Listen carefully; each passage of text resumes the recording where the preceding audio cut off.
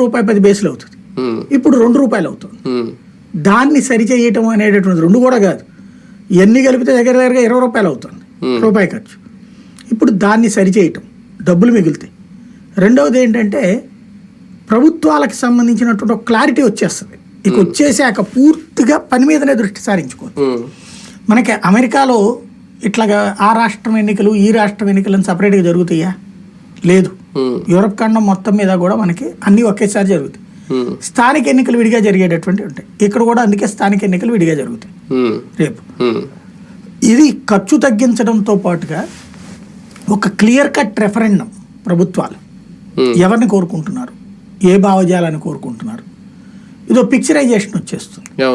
ఇది వాళ్ళ ఆలోచన అయితే కనబడుతుంది మనకి. కానీ భారతీయ జనతా పార్టీ వ్యూహాలు వెనక వాళ్ళు బలపడాలి, ఎక్కడైనా వాళ్ళే నిలబడాలి అనే ఉద్దేశంతోనే ఉంటాయి నిర్ణయాలు. మహారాష్ట్రలో తీసుకున్నా, ఎక్కడ తీసుకున్నా. జమిలీ ఎన్నికల విషయంలో కూడా పర్మనెంట్గా, అంటే మొన్నవరకు జరిగిన ప్రచారం దీన్ని కొంచెం అధ్యక్ష ఎన్నికల తరహాలో కూడా మార్చబోతున్నారు, దానికి ఇది ఒక ప్లాట్ఫామ్ ఏర్పాటు చేసుకుంటున్నారు. ఆ ఉద్దేశం ఏమన్నా ఉందా?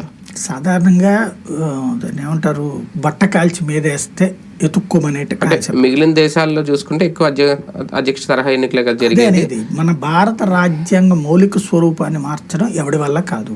కానీ